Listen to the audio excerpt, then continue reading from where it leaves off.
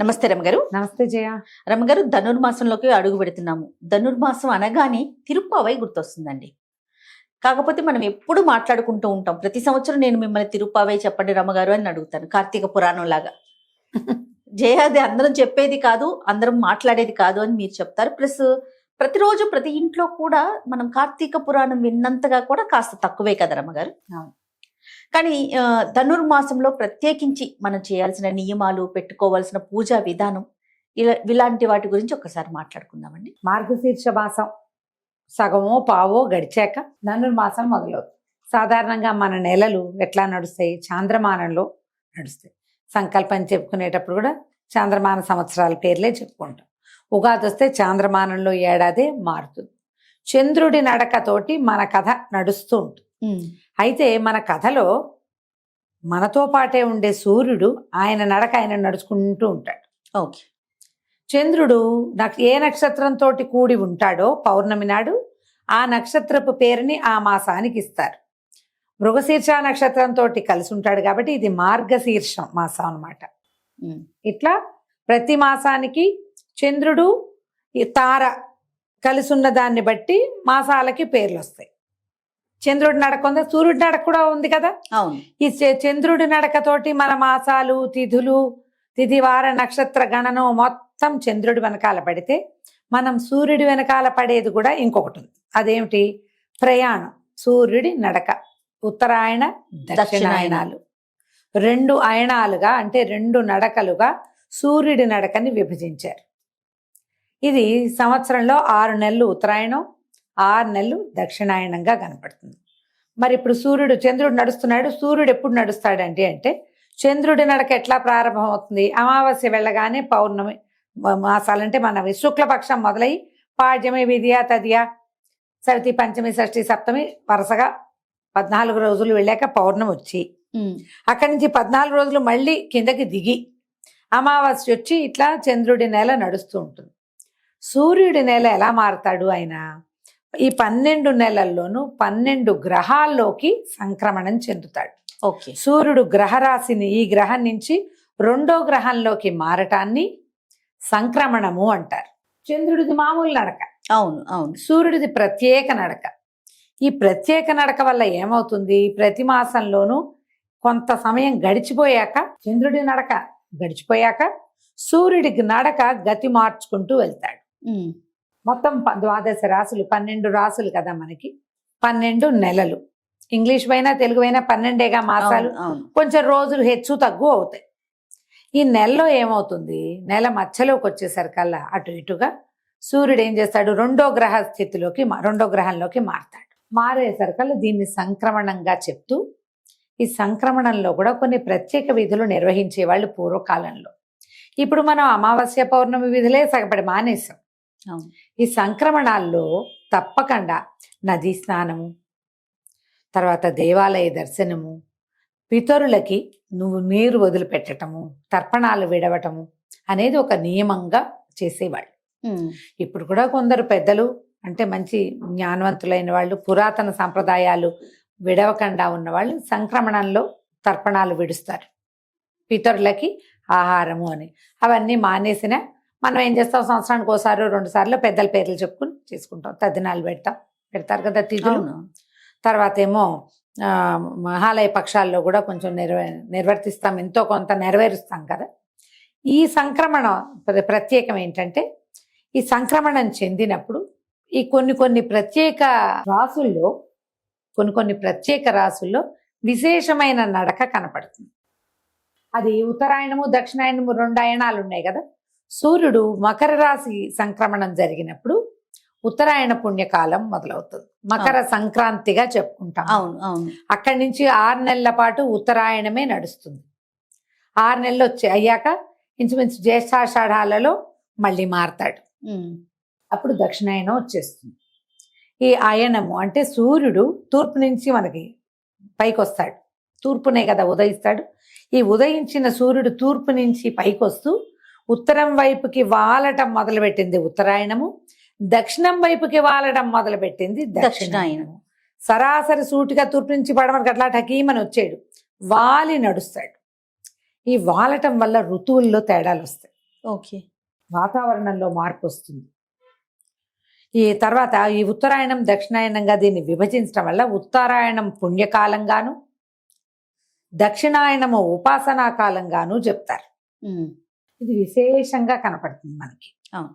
ఇంచుమించు దక్షిణాయన కాలంలోనే విష్ణుమూర్తి యోగ నిద్రా పరవశుడుగా ఉంటాడు. మనం చెప్పుకుంటాం కదా చాతుర్మాస్యం అని. తర్వాత ఆయన నిద్ర లేచిన తర్వాత ఒక నెల కొంత సమయం గడిచిన తర్వాతే ఉత్తరాయణం మొదలెడుతుంది. ఈ ఉత్తరాయణం మహాపుణ్యకాలంగా చెప్పబడుతుంది. ఇది మకర సంక్రమణంతో ఉత్తరాయణం వస్తుందా. మకరానికి ముందున్నది ధనుర్రాశి. ఈ పుణ్యకాలానికి ముందున్నది ఎప్పుడు కూడా భోగిగా చెప్పబడుతుంది. ప్రత్యేకమైంది. మన పండగ ముందు రోజు భోగి అవును చెప్పుకుంటాం కదా. ఈ ఉత్తరాయణ పుణ్యకాలానికి ముందున్న నెల అయినటువంటి ఈ ధనుర్మాసము విశేషమైన పుణ్యకాలంగా చెప్పబడుతుంది. దీన్ని ఏం చేస్తారు, ధను సంక్రమణం చెందుతాడు, ధనురాశిలోకి ప్రవేశిస్తాడు. ఈ ధను సంక్రమణం చెందటాన్ని మన వాళ్ళు నెలగంటు పెట్టడం, నెలపట్టు పట్టడం అని చెప్తారు. అవును. ఈ రోజుల్లో సాధారణంగా ఏ పుణ్యకార్యాలు చేయరు, కొత్త వస్తువులు కొనుక్కోటాలు అవి చెయ్యరు, పెళ్లిళ్ళు వ్యవహారాలు పెళ్లి మాటలు శుభకార్యాలు ఏవి ఉండవు. చిన్న చిన్నగా పెళ్లి మాటలు పెళ్లి చూపులు లాంటివి కూడా చేయరు. నెలగంటు పెట్టాక కొత్త వస్తువులు కొనుక్కోవటం, కొత్త కార్లు కొనుక్కోవటం కూడా చేయరు. ఉత్తరాయణానికి పీడకాలంగా చెప్పబడుతుంది ధను సంక్రమణం. అయితే ఈ మార్గశీర్షం సగము, ఒక్కోసారి పావు కూడా అవ్వచ్చు, చివరి రోజులు కూడా అవుతూ ఉండొచ్చు. పుష్యమాసం మామూలుగా శూన్యమాసం. అవును, పుష్యం శూన్యం అనే చెప్పుకుంటాం. దాంతో ఈ నెలగంట పెట్టాం. దానివల్ల ఇక్కడ ఏ శుభకార్యాలు జరగకపోయినా విశేషంగా దైవారాధన జరుగుతుంది. ఈ దైవారాధన పండిత పామరులందరూ చేసుకునే రకంది. ఎవరో కొంతమంది చేసుకునేది ఒక విధానం అయితే అందరూ చేసుకునేది రెండో విధానం.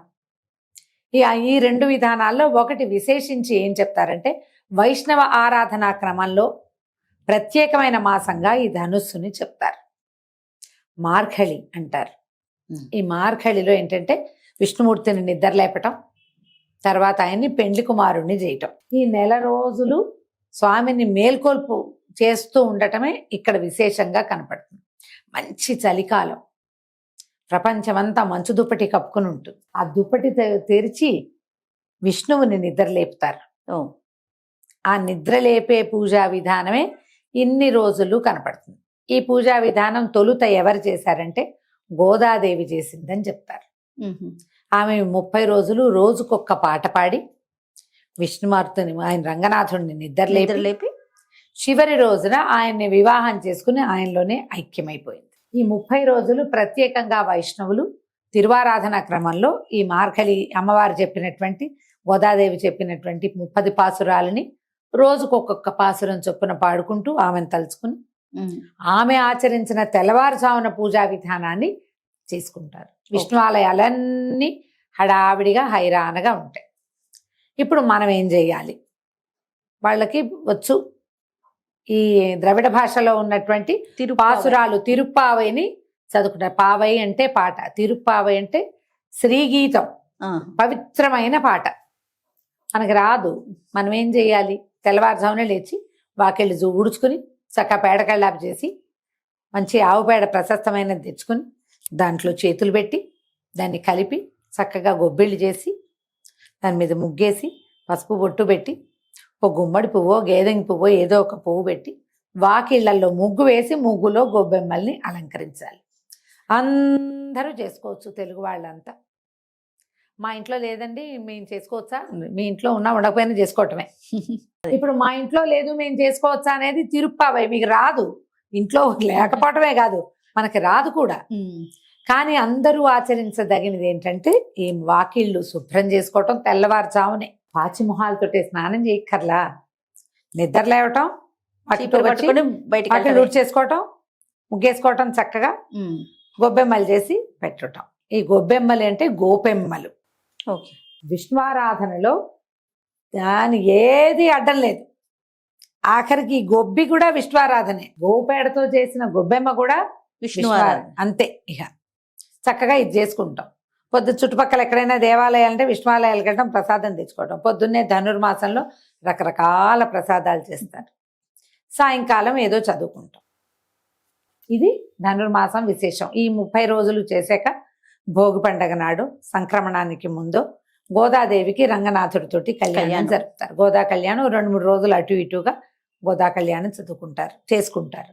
ఒకవేళ ఇవన్నీ చెయ్యం, మనం పాసురాలు అవి రావు కదా మనకి, గోదా కళ్యాణాన్ని అటెండ్ చేయొచ్చు ప్రతి వాళ్ళు. ఓకే.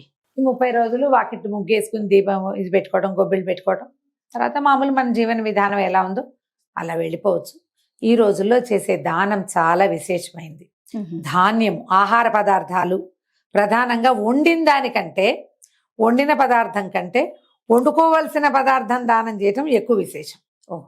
ఒకటి వెచ్చటి బట్టలు దానం చేయటం, రెండోది. ఈ రెండు ముఖ్యమైన దానాలుగా చెప్పబడతాయి. ఎవరికి ఏ అవకాశం ఉంటే అది చేసుకుని దాన్నే భగవత్ సేవగా భావించి చేసుకోవటమే. కుదిరితే దేవాలయ దర్శనం, అంతే అంతే. కదా. అయితే ఈ 30 రోజులు అయ్యేసరికల్లా మనకి సంక్రాంతి పండుగ వచ్చేస్తుంది. అవునండి. అది చూడు, ఎప్పుడు ధను సంక్రమణ ఎప్పుడు వస్తుంది? డిసెంబర్ 15-16 తారీఖుల్లోనే వస్తుంది. సంక్రాంతి పండగ 13, 14, 15. అంతే. ఎందుకు అట్లా వస్తుంది? మనకి చంద్రుడితోటి వచ్చే పండగల ముందుకి వెనక్కి అయిపోతాయి. అవును. ఇవి ఎట్లా వచ్చినాయి? ఇది సంక్రమణం వల్ల ఖచ్చితంగా నెల మధ్యలో అవుతుంది అది. అవును. కాబట్టి ఈ లెక్క ఇంతే. ఈ లెక్క ప్రకారం చక్కగా ధనుర్మాసాన్ని సుసంపన్నం చేసుకోండి. చేయగలిగినంత విష్ణువారాధన చేయండి. తప్పకుండా. నారాయణ సేవ కుదరకపోతే నరసేవ అయినా చేయండి. అద్భుతమైన మాట ఇది. అదైనా చేసుకున్నా కూడా మంచిది. ఏదో స్వెటర్లు కొనుక్కున్నాం, ఇంకో 2 స్వెటర్లు కొని ఎవరికైనా ఇవ్వండి, పిల్లలకి. తలకు కట్టుకునేవ్వండి, మంకీ క్యాపులు కొని పెట్టండి అందరికి. ఉమ్. ఏ సాక్సో మేజోళ్ళో సాక్సులు చేతులకు వేసుకునేవో కొనిపెట్టండి. దారిలో పిల్లలు కనపడతారు, పాపం స్వెట్టర్లు లేవు, చలికి వణుకుతుంటారు, వాళ్ళకి ఏమైనా ఇవ్వండి.